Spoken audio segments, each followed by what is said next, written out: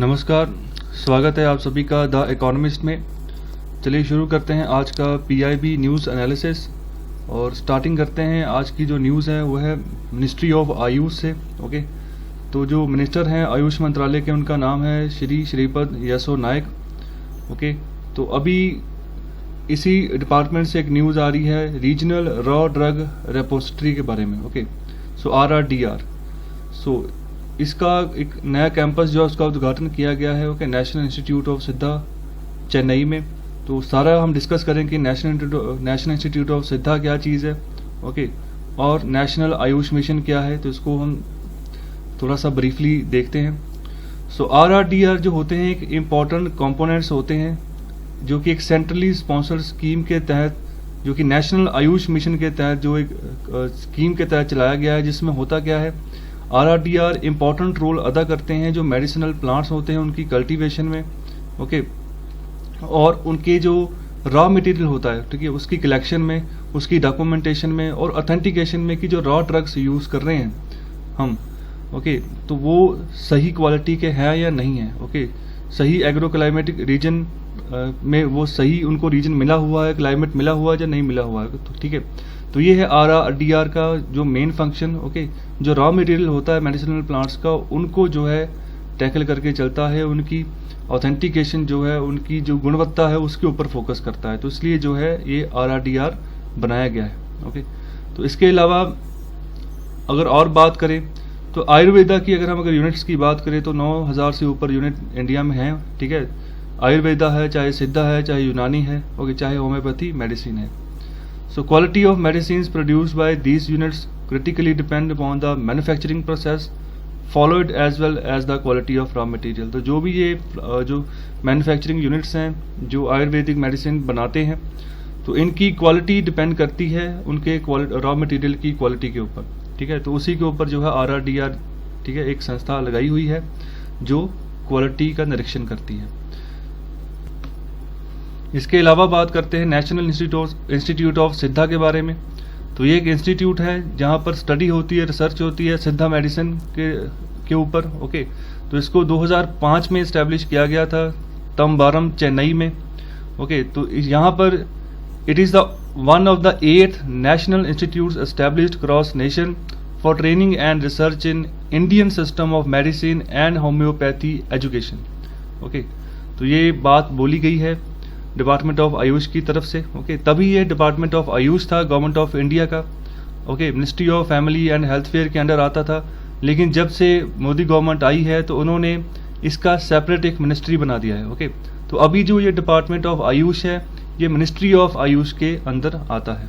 Okay, सो आगे यहाँ पर बात की गई है कि जो नेशनल आयुष मिशन है, ओके, तो उसकी जो ऑब्जेक्टिव्स क्या क्या है, क्यों ये नेशनल आयुष मिशन जो है लॉन्च किया गया है। तो पहली बात तो ये जो 12th प्लान था इंडिया का, ठीक है, उसमें इसको इंट्रोड्यूस किया गया। तो इसके जो ऑब्जेक्टिव्स हैं, सबसे पहला जो ऑब्जेक्टिव है कि आयुष मेडिकल सिस्टम जो है, ओके, सो उसको प्रोवाइड करना पूरे इंडिया में। Okay, cost effective Ayush services provide करना कि ज़्यादा महंगी ना लोगों तक ये सर्विसेज पहुँचे। जो भी मेडिसिन होगी, जो भी जिस तरह की थेरेपी होगी, ओके, जो भी पुराने समय में वेदों के हिसाब से जिस तरीके से दवाइयाँ बनाई जाती थी, तो उसी के ऊपर यहाँ पर फोकस किया जाता है। तो इसी आयुष का जो एजुकेशनल सिस्टम है इसको स्ट्रेंथन करना दूसरा ऑब्जेक्टिव यही है। तीसरा ऑब्जेक्टिव है कि जो एनफोर्समेंट और क्वालिटी कंट्रोल, ओके, आयुर्वेदा, सिद्धा, यूनानी, होम्योपैथी, इनके ड्रग्स की इनको फैसिलिटेट करना। और लास्ट में है एक सस्टेनेबल अवेलेबिलिटी जो प्रोवाइड करना जो इसके रॉ मटेरियल्स होते हैं उसकी। चलिए बात करते हैं नेक्स्ट न्यूज़ की। तो यहाँ पर जो है इलेक्शन कमीशन ने जो है यहाँ पर अनाउंस किया है कि अभी जो है जो राज्यसभा है जिसको हम काउंसिल ऑफ स्टेट्स बोलते हैं, वहाँ पर इलेक्शन होंगे 11 सीटों के ऊपर, क्योंकि जो 11 मेंबर हैं वो अभी रिटायर होने जा रहे हैं। तो बेसिकली ये जो 11 मेंबर हैं ये बिलोंग करते हैं उत्तर प्रदेश और उत्तराखंड से। ओके, तो काउंसिल ऑफ स्टेट होता क्या है, ये अपर हाउस होता है। ओके, भारत का ये अपर हाउस है जिसको हम राज्यसभा बोलते हैं। इसको बनाया गया था गवर्नमेंट ऑफ इंडिया एक्ट 1919 के तहत। ओके, और इसका जो दूसरा नाम था गवर्नमेंट ऑफ इंडिया एक्ट 1919 का, उसको हम मॉन्टेग चेम्सफोर्ड रिफॉर्म्स के नाम से भी हम जानते हैं। इसके अलावा अगर राज्यसभा की मैं कॉम्पोजिशन की बात करूं तो मैक्सिमम जो राज्यसभा में स्ट्रेंथ होती है फिक्स है वो है 250, ओके, जिसमें से जो 238 होते हैं, ओके, वो रिप्रेजेंटेटिव्स होते हैं स्टेट्स के और यूनियन टेरिटरीज के, और इसके अलावा जो 12 मेंबर होते हैं वो नॉमिनेटेड होते हैं प्रेसिडेंट के द्वारा, ओके। इसके अलावा अगर बात करें जो राज्यसभा की जो प्रेजेंट सिचुएशन है इंडिया में, तो वहाँ पर 245 मेंबर्स हैं, उसमें से 229 मेंबर्स जो हैं स्टेट्स को रिप्रेजेंट करते हैं, 4 मेंबर्स यूटीज़ को रिप्रेजेंट करते हैं, और 12 मेंबर जो हैं वो नॉमिनेटेड होते हैं प्रेसिडेंट के द्वारा। तो और जो 4th शेड्यूल है हमारे संविधान का, वहाँ पर जो है जो सीट्स की एलोकेशन है उसके बारे में बताया गया है, राज्यसभा में सीट्स कैसे एलोकेट की गई है, कौन से स्टेट्स को कितनी सीट्स दी गई हैं और कौन सी यूनियन टेरिटरी को कितनी सीट्स दी गई हैं, तो उसके बारे में डिटेल इन्फॉर्मेशन है जो 4th शेड्यूल है हमारा भारतीय संविधान का। तो आगे बात करते हैं स्टेट्स कैसे रिप्रेजेंट करते हैं, ओके। तो राज्यसभा जो नाम है उसका मतलब ही है कि जो राज्य है उनकी सभा लगेगी, ओके। तो कैसे रिप्रेजेंट करते हैं, जो रिप्रेजेंटेटिव जो स्टेट्स होते हैं राज्यसभा में, उनके जो मेंबर वहाँ बैठते हैं वो इलेक्टेड की जाते हैं जो स्टेट्स की लेजिस्लेटिव असेंबलीज है उनके द्वारा। तो यहाँ पर जो सिस्टम यूज़ किया जाता है वोटिंग का वो होता है प्रोपोर्शनल रिप्रेजेंटेशन। 2 तरह के वोटिंग सिस्टम होते हैं, एक प्रोपोर्शनल रिप्रेजेंटेशन और दूसरा होता है first pass the post, okay. तो प्रोपोर्शनल रिप्रेजेंटेशन थोड़ा सा अलग होता है, ओके, इसको मैं डिटेल में आगे डिस्कस करूंगा बाद में। तो फिलहाल यहाँ पर एक और बात मैं यहाँ पर बता देना चाहता हूँ, सिंगल ट्रांसफरेबल वोट, ओके, तो इसको भी मैं बाद में डिस्कस करूंगा, ओके। तो जो सीट्स अलॉट होती हैं स्टेट्स को राज्यसभा में पॉपुलेशन के हिसाब से होती हैं। तो अभी एग्जाम्पल के तौर पर जो सबसे ज़्यादा पॉपुलेशन है वो है उत्तर प्रदेश में, तो वहाँ पर 31 मेंबर्स हैं वहाँ से, और त्रिपुरा वहाँ से सिर्फ एक ही मेंबर जो है चुनकर आता है राज्यसभा में। तो यहाँ अगर मैं कंपैरिजन करूँ अमेरिका के साथ, तो अमेरिका की यहाँ 50 स्टेट्स हैं, तो उनकी जो काउंसिल ऑफ स्टेट्स हैं वहाँ पर 100 मेंबर बैठते हैं और हर एक स्टेट में से जो है 2 मेंबर चुने जाते हैं। लेकिन इंडिया में इसको पॉपुलेशन के हिसाब से देखा जाता है, तो यहाँ पर थोड़ा सा चेंज है, ओके। उसके बाद बात कर रहे हैं रिप्रेजेंटेशन ऑफ यूटीज़। तो 7 यूटीज़ हैं, उसमें से सिर्फ 2 ही हैं जिनके पास लेजिस्लेटिव असेंबली है, वो है दिल्ली और पुडुचेरी, और उनके जो मेंबर हैं वो राज्यसभा में बैठते हैं। लास्ट में है नॉमिनेटेड मेंबर्स। तो ये 12 नॉमिनेटेड मेंबर्स प्रेसिडेंट के द्वारा नॉमिनेट किए जाते हैं राज्यसभा में, जो कि 4 स्पेशल फील्ड से बिलोंग करते हैं। पहला है जो अगर स्पेशल नॉलेज और प्रैक्टिकल एक्सपीरियंस हो आर्ट में, दूसरा लिटरेचर, तीसरा साइंस और चौथा है सोशल सर्विस। तो ये था छोटा सा briefly information council of states के बारे में, इम्पॉर्टेंट है, आपको पता होनी चाहिए। तो ये जो न्यूज़ है ये है ministry of commerce and industry की ओर से। तो यहाँ पर 5th मीटिंग हुई है India Mexico bilateral high level group on trade investment and cooperation. दोनों साइड से डिस्कस किया गया है number of bilateral ongoing and outstanding issues, okay. So जो है जैसे audio visual co production, bilateral investment treaty, market access for agricultural products, a cooperation framework on sanitary and phyto sanitary and technical barriers to trade. तो इन सभी चीज़ों के ऊपर discussion की गई है। इसके अलावा जो मेजर्स हैं दोनों कंट्रीज़ के बीच, उसको जो कोऑपरेशन है इंटेलेक्चुअल प्रॉपर्टी राइट्स के अकॉर्डिंग, और जो इसके अलावा और जो प्रमोट है कैसे टूरिज्म को प्रमोट करें और पीपल टू पीपल कॉन्टैक्ट बढ़ाएं इंडिया और मैक्सिको में, इन सभी बातों के ऊपर यहाँ पर चर्चा की गई है। तो सबसे इम्पोर्टेंट ये है ये जो ट्रेड मीटिंग हुई है कौन सी मिनिस्ट्री के अंदर है और कौन सी नंबर की मीटिंग यहाँ पर हुई है। तो ये जो न्यूज़ है ये है मिनिस्ट्री ऑफ डिफेंस की ओर से। यहाँ पर BDL एक पब्लिक सेक्टर अंडरटेकिंग है, डिफेंस पब्लिक सेक्टर अंडरटेकिंग है मिनिस्ट्री ऑफ डिफेंस के अंदर। तो ये जो जितने भी डिफेंस पब्लिक सेक्टर अंडरटेकिंग्स हैं ये कंपनीज हैं, ओके, ये जो है डिफेंस को प्रोडक्ट्स बनाकर बेचती हैं। तो जैसे हेलीकॉप्टर है, एयरक्राफ्ट है, इसके अलावा जो भी आर्मी की डिमांड होती है तो इन्हीं DPSU से जो वो चीज़ जो है बनकर निकलती है। तो यहाँ पर जो मेनली डिस्कस का इशू है वो है कि कितने DPSU हैं और कौन कौन DPSU जो है कहाँ पर है, कब बना था और क्या क्या सामान बनाकर जो है प्रोवाइड करता है। तो यहाँ पर टोटल जो है भारत के पास 9 DPSUs हैं, ओके। तो सारे के सारे जो हैं वो department of defence production ministry of defence के अंडर आते हैं। तो सबसे पहला है हिंदुस्तान एरोनॉटिक्स लिमिटेड, बहुत ही पॉपुलर नेम है। तो ये एक नवरत्न कंपनी है। तो ये इसको ध्यान रखना है, क्वेश्चन में यहाँ पर घुमाकर क्वेश्चन पूछा जा सकता है कि नवरत्न की जगह लिखा हो सकता है मणिरत्न या महारत्न। ओके, तो ये नवरत्न कंपनी है।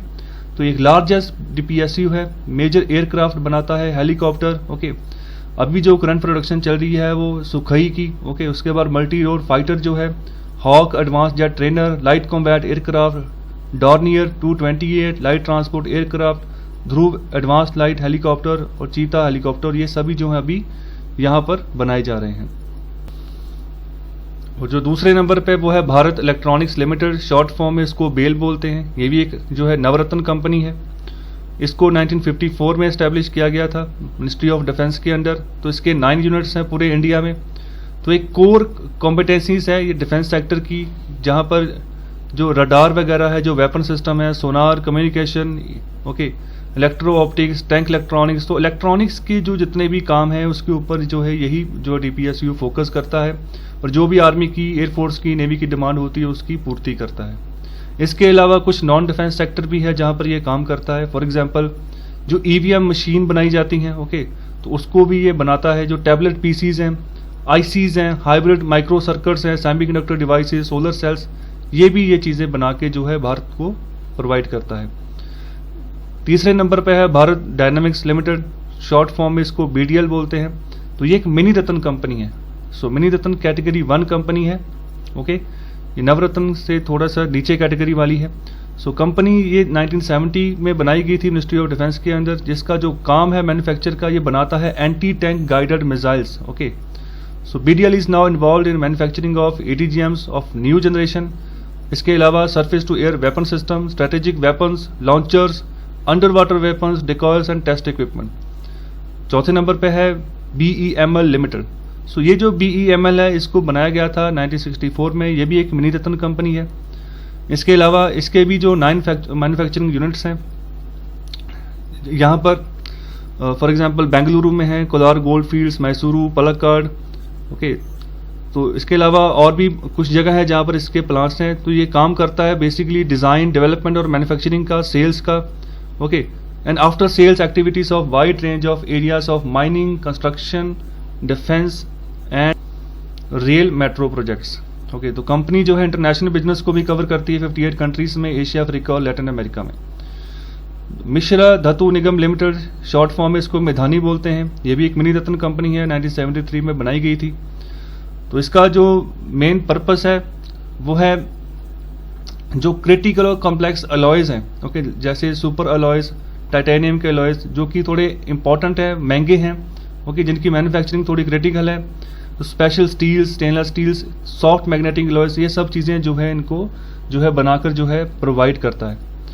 सो जितनी भी ज़रूरत होती हैं, ज़रूरी नहीं सिर्फ आर्मी की, स्पेस में, एरोनॉटिक्स में, न्यूक्लियर पावर में, इलेक्ट्रॉनिक्स में, जहाँ पर भी इसके सामान की डिमांड होती है तो उसको ये चीज़ें बना के प्रोवाइड करता है। भारत की इकॉनमी में इसका एक अहम योगदान है। उसके बाद जो 6वें नंबर पे है वो है Mazagon dock ship builders limited. यहाँ पर शिप के रिलेटेड जो है काम किया जाता है। ओके, यहाँ पर शिप यार्ड है। सो डिफेंस का एक PSU है ये भी।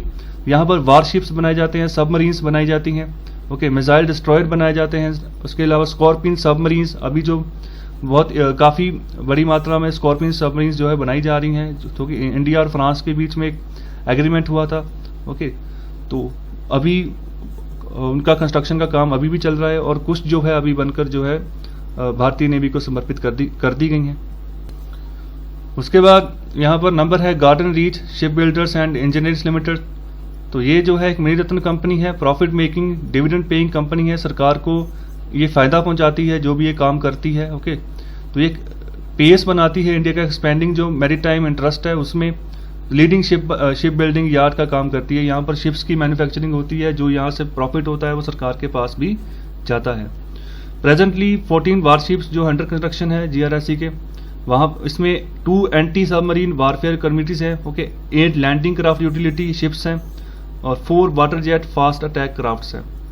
उसके बाद नंबर आता है गोवा शिपयार्ड लिमिटेड का। यह भी मिनी रत्न कंपनी है। इंडिजीनियसली डिज़ाइन करती है, बिल्डिंग करती है सोफिस्टिकेटेड हाई टेक्नोलॉजी शिप्स का, ओके, इंडियन डिफेंस फोर्सेस को प्रोवाइड करती है। और भी वेरिएंट क्लाइंट्स हैं, एक्सपोर्ट मार्केट में भी इसका बड़ा हिस्सा है। तो अभी इसने 105 million 105M offshore patrol vessel जो है प्रोजेक्ट था कोस्ट गार्ड का, ठीक है, उसको उसका मैन्युफैक्चरिंग किया था। ओके, तो जितना भी शेड्यूल इसको मिलता है कॉन्ट्रैक्चुअल शेड्यूल, उसके ऊपर भी ये काम करता है और एक अच्छा क्रेडिट जो है शिपयार्ड को बना के देता है, भारत सरकार को जो है पैसे का बना के देता है। और लास्ट में है हिंदुस्तान शिपयार्ड लिमिटेड, ये लार्जेस्ट है जितने भी शिपयार्ड है। ओके, और यहाँ पर जो है 174 जो वेसल जो है बना दिए गए, रिपेयर होता है, अभी तक 1940 वेसल जो है रिपेयर कर दिए गए हैं। सो डिफेंस और मैरीटाइम सेक्टर को इनकी बहुत बड़ी देन है।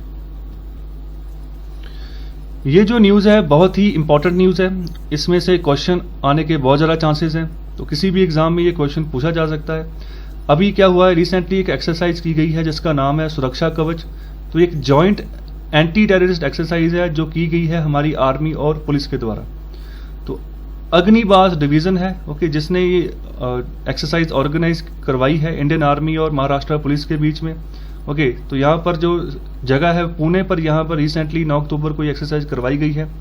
इसका मेन मकसद यही है कि हार्मोनाइज द ड्रिल्स, प्रैक्टिस की जाए कि अगर कोई ऐसे कोई अटैक हो जाता है, ठीक है, तो हम दोनों आर्मी और पुलिस मिलकर कैसे आपस में तालमेल बिठाएंगे और कैसे जो है टेररिस्ट अटैक का सामना करेंगे। यहाँ पर जो activating anti terrorist quick reaction teams हैं, ठीक है, इनका यूज़ किया गया है कि टेररिस्ट एक्शन को काउंटर करें।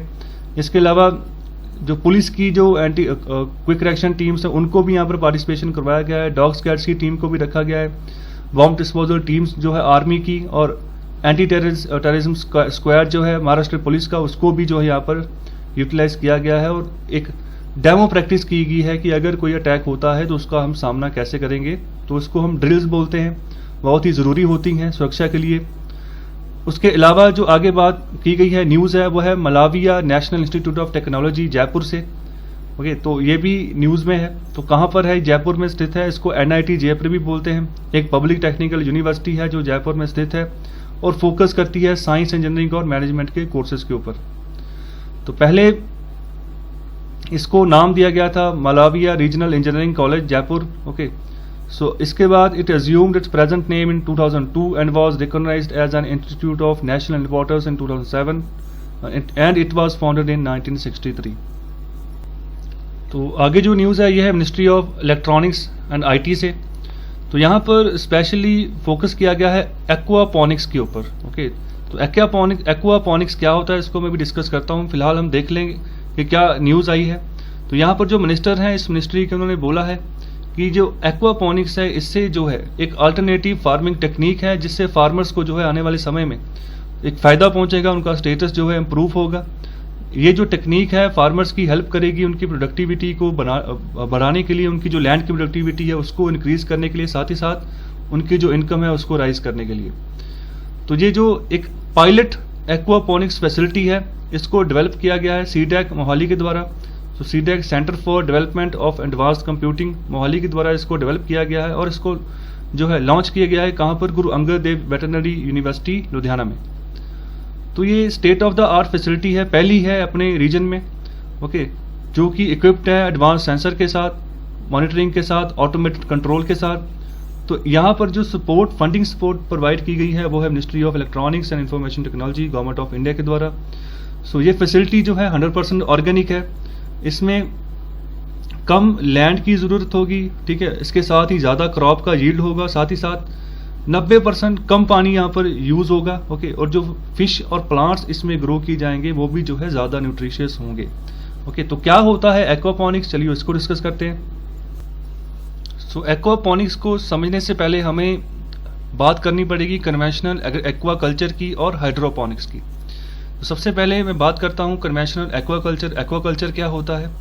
एक्वाकल्चर होता है कि आप जो छोटे छोटे मच्छियाँ हैं, स्नेल्स हैं, ठीक है, करे फिश है, पाउंस है, उनको किसी पानी के टैंक में आप पैदा कर रहे हो, बढ़ा रहे हो। ओके, दूसरी ओर हाइड्रोपोनिक्स होता है कि अगर आप किसी भी प्लांट्स की कल्टीवेशन कर रहे हो पानी के अंदर।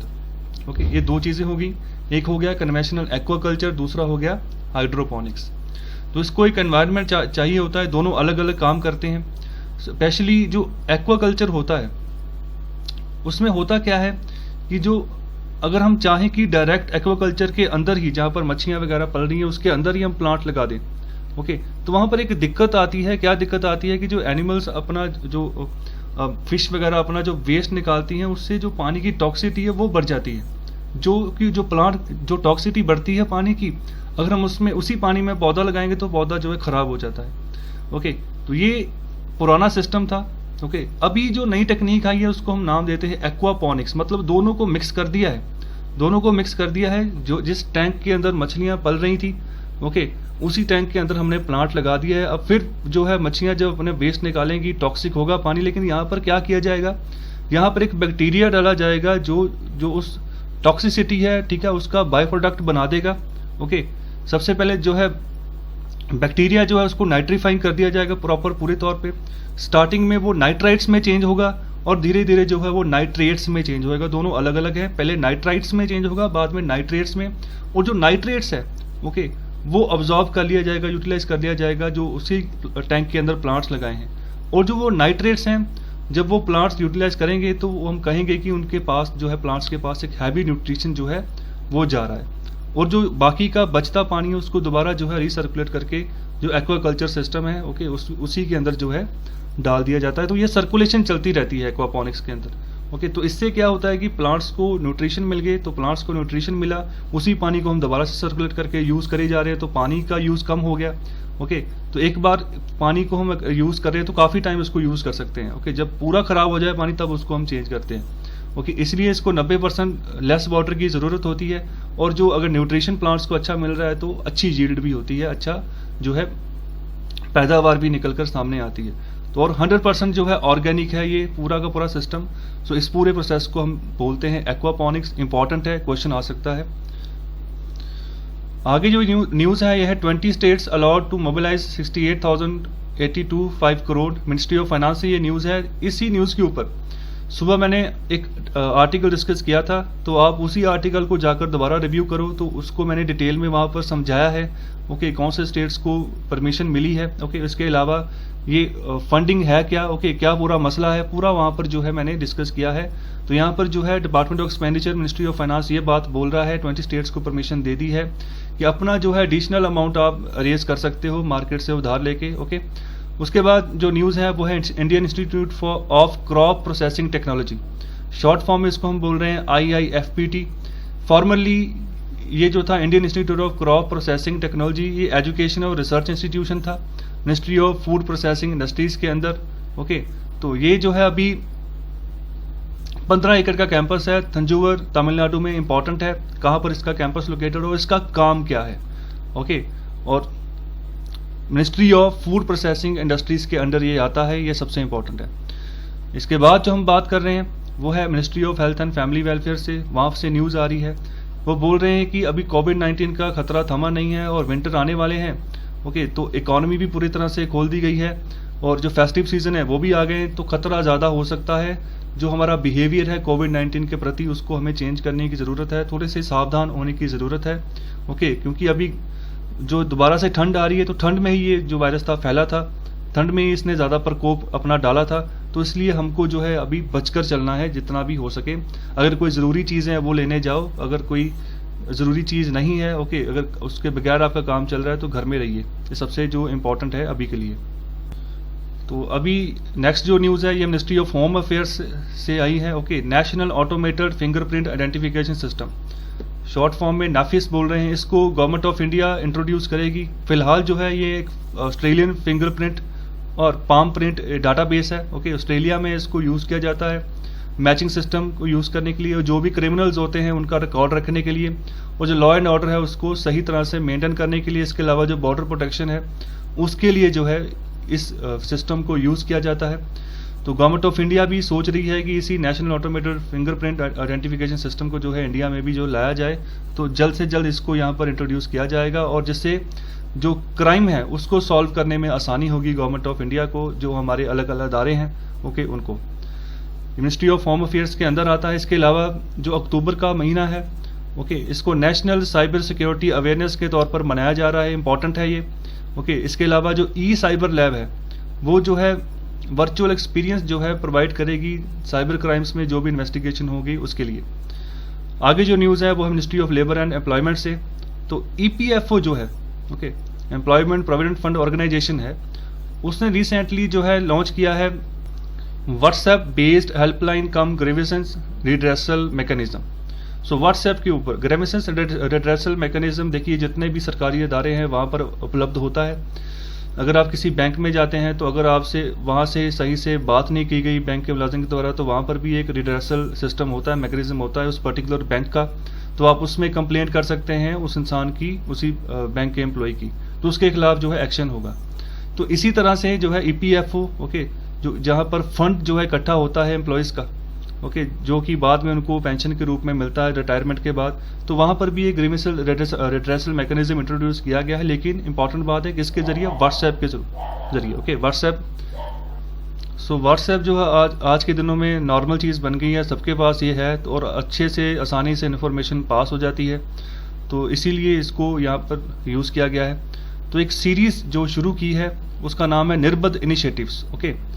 तो इसका मेन मकसद यही है कि सीमलेस और अनइंटरप्टेड सर्विस डिलीवरी जो है सब्सक्राइबर्स को प्रोवाइड की जाए ड्यूरिंग कोविड-19 पैंडेमिक। आगे मिनिस्ट्री ऑफ रेलवे से न्यूज़ है, इन्होंने अभी जो फेस्टिव रश होगा आने वाले समय में उसको क्लियर करने के लिए जो है 392 जो ट्रेन हैं उनको अप्रूवल दिया है, जिसको नाम दिया गया है फेस्टिवल स्पेशल सर्विसेज, ओके।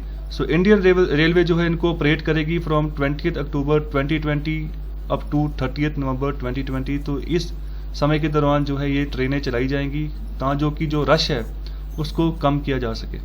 सो ये जो न्यूज़ है ये है ministry of science and technology की ओर से, जहाँ पर एक वोमेन साइंटिस्ट ने एक सोल्यूशन निकाला है कि जो न्यूक्लियर वेपन्स का जो इम्पैक्ट होता है, इफेक्ट होता है, उसको कम किया जा सकता है बाय यूजिंग डस्ट पार्टिकल्स। तो ये जो वोमेन साइंटिस्ट हैं ये 1 साल बाद अपने काम पर लौटी हैं, इनका रुचि थी इनकी साइंस में, ओके। तो 1 साल तक इनका डिले हो गया।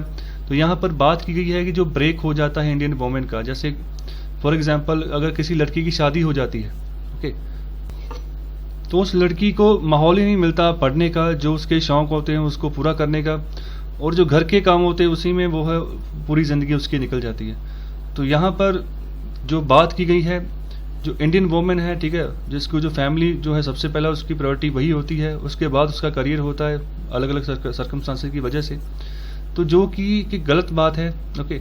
यहाँ पर जो है वोमेन साइंटिस्ट स्कीम जो है चलाई गई है सरकार के द्वारा, women scientist scheme fellowship department of science and technology के द्वारा, जो कि अपॉर्चुनिटीज़ प्रोवाइड करती हैं वोमेन साइंटिस्ट को, टेक्नोलॉजिस्ट को, कि अगर उनकी लाइफ में अगर ऐसा कोई ब्रेक आ भी गया है, ओके, पहले उनका शौक था साइंस में, अभी किसी कारणवश डिले हो गया, तो वो दोबारा से उस मेन स्ट्रीम में आ सकती हैं इस स्कीम के जरिए, ओके। तो फेलोशिप प्रोवाइड की जाएगी जो ऐसी वोमेन हैं जो जिनका करियर जो है पीछे छूट गया है, लेकिन फिर भी अभी भी उनको इंटरेस्ट है अपने करियर में।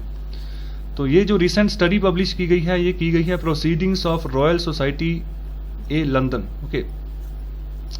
तो यहाँ पर बात की गई है कि अगर एनर्जी में अगर हम रिडक्शन करते हैं, जो एनर्जी रिलीज होती है न्यूक्लियर एक्सप्लोजन के बाद, ओके, इसके अलावा अगर डैमेज जो रेडियस है, okay, from an intensive explosion by introduction of dust particles, तो जो डैमेज रेडियस है उसको हम कम कर सकते हैं अगर डस्ट पार्टिकल्स को अगर हम इंट्रोड्यूस करें, तो उसके रेडिएशन का इम्पैक्ट कम हो जाएगा, okay. So she has shown how the blast waves from the explosion decade in the process. इन्होंने सारी डिटेल में जानकारी दी है, ओके। तो हमें यही चीज़ देखनी है बाकायदा कि कौन सी फेलोशिप स्कीम चल रही है, किसका फ़ायदा है और कौन सी मिनिस्ट्री ये स्कीम चला रही है, ओके। तो आगे जो न्यूज़ है ये है ministry of electronics and information technology की ओर से। तो यहाँ पर एक डिपार्टमेंट है centre for development of advanced computing, short form में इसको CDEC बोलते हैं। ये ministry of electronics and information technology के अंडर काम करता है। इन्होंने अभी टोटल 13 MOU साइन किए हैं प्रीमियर एकेडमिक और research and development institutions India के जितने भी हैं उनके साथ, ओके। तो ये क्या करेंगे, अब एक कॉमन जो है एजेंडा लेकर चलेंगे सुपर कंप्यूटिंग इंफ्रास्ट्रक्चर को डेवलप करने के लिए with assembly and manufacturing in India, okay. तो सब कुछ जो है इंडिया में ही करेंगे, तो सुपर कंप्यूटिंग जो इंफ्रास्ट्रक्चर जो है उसको तैयार किया जाएगा आने वाले समय में। इसके अलावा जो क्रिटिकल कंपोनेंट्स हैं उनको भी, okay. So critical components of national super computing mission, जो भी इसमें ऑब्जेक्टिव्स रखे गए हैं उनको भी पूर्ति के लिए जो है ये जो MOU साइन हुए ये काम आएंगे, ओके। तो आपको अभी मुझे बताना है कि नेशनल सुपर कंप्यूटिंग मिशन क्या है। कृपया कमेंट बॉक्स में इसका आंसर आप टाइप कीजिए, कब ये शुरू हुआ था, ओके, इसका पर्पस क्या है, ओके। तो आने वाले समय में इंडिया की इकोनॉमी को इसका क्या इम्पैक्ट होगा, इन तीनों बातों का आप आंसर दीजिए कमेंट बॉक्स में, बहुत ही इंपॉर्टेंट है। अगर मैं सीटेक की बात करूं तो एक इंडियन ऑटोनॉमस साइंटिफिक सोसाइटी है, ओके, ऑटोनॉमस सोसाइटी है, ओके, स्टैट्यूटरी जहां फिर किसी और डिपार्टमेंट या किसी और कैटेगरी के अंडर नहीं आती है, ऑटोनॉमस साइंटिफिक सोसाइटी है, ऑपरेट होती है ministry of electronics and information technology के अंदर। और लास्ट में न्यूज़ है नीति आयोग की ओर से, NITI Aayog, okay, national institution for transforming India, okay, NITI Aayog. तो इसके तहत एक मिशन चलाया जा रहा है जिसका नाम है अटल इनोवेशन मिशन। तो इसमें अभी रिसेंटली क्या हुआ है, जो स्टेटमेंट ऑफ इंटेंट जो है CGI इंडिया के साथ साइन किया गया है कि आने वाले समय में जो इनोवेशन के जो प्रोसेस हैं और भी ज़रा स्कूल्स में जो है बढ़ाया जाए। तो जो ये CGI इंडिया एक टेक कंपनी है, ओके, जो सॉफ्टवेयर इंटरनेट कनेक्टिविटी के ऊपर काम करती है और ये स्कूलों में जाएगी अभी, और अटल इनोवेशन मिशन के तहत जो काम होता है उसको जो है स्कूलों में करवाएगी। तो अटल इनोवेशन जो मिशन है इसमें होता क्या है, जो स्कूल्स रजिस्टर्ड होते हैं इस मिशन के तहत उनको वहाँ पर एक अटल टिंकरिंग लैब जो है वो बनाई जाती है, ओके। सो उसमें क्या होता है, जितने भी जो ज़रूरी हथियार होते हैं, जैसे मैकेनिक्स में मैकेनिकल इंजीनियरिंग में कोई भी जो टूल्स हम यूज़ करते हैं, जैसे रेंच वगैरह यूज़ करते हैं, कोई भी नट को खोलना है, इसके अलावा किसी भी तरह का ऑपरेशन करना है, उसकी पूरी टूल किट जो है प्रोवाइड की जाती है उस लैब में। साथ ही साथ जो इलेक्ट्रॉनिक्स जो डिवाइस होते हैं, उनके जो कैपेसिटर, उसके जो मदरबोर्ड होते हैं, ओके, और सोल्डर वायरिंग, ये सब चीज़ें जो है उस लैब में प्रोवाइड की जाती हैं कि बच्चे जो है खुद से दिमाग लगाएं, ओके। अगर उनके सामने अगर हम प्रॉब्लम रख दें कोई, खुद से दिमाग लगाएं, खुद से सोचें और खुद ही जो है उसका सोल्यूशन निकालें, ओके। तो ये जो CGI इंडिया है ये one of the largest IT और बिजनेस कंसल्टिंग सर्विस प्रोवाइड करती है इंडिया में, ओके। इसका जो सक्सेसफुल जो है रिकॉर्ड रहा है इनोवेशन में, तो आने वाले समय में ये काम करेगी जो ATL स्कूल्स हैं वहाँ पर भी, ओके। सो ATL मीन्स अटल टिंकरिंग लैब्स, जहाँ पर अवेलेबल जिन स्कूल्स में वहाँ पर भी। तो एक बात मैं और बता दूँ कि ये सिर्फ ऐसा नहीं है कि सिर्फ गवर्नमेंट स्कूल्स में है, प्राइवेट स्कूल्स में भी ये लैब्स जो है चल रही हैं। प्राइवेट स्कूल्स ज़्यादा आगे बढ़ चढ़ कर हिस्सा दे रहे हैं।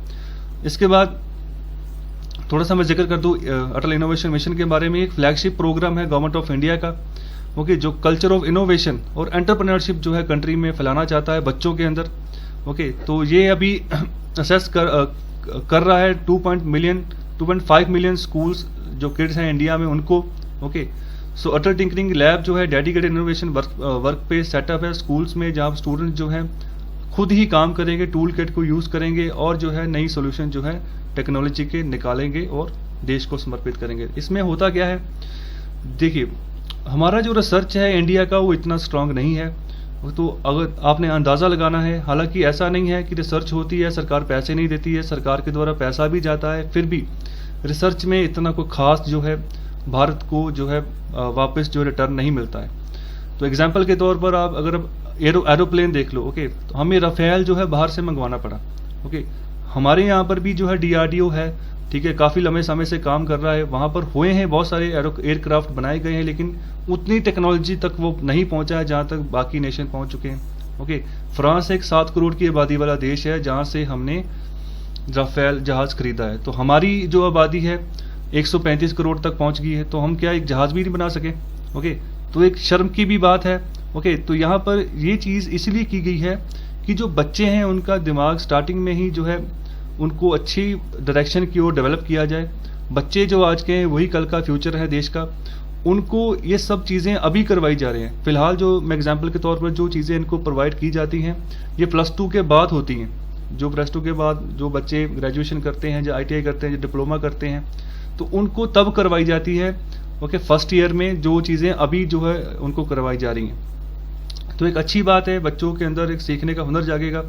बहुत सारे स्कूल्स हैं इंडिया में जिन्होंने इसमें पार्टिसिपेट किया है, अपने प्रोजेक्ट को आगे भेजा है, नेशनल लेवल पर प्रोजेक्ट सेलेक्ट हुए हैं, उनको बाद में उस प्रोजेक्ट को आगे मैन्युफैक्चरिंग के लिए भी डाला गया है, ओके।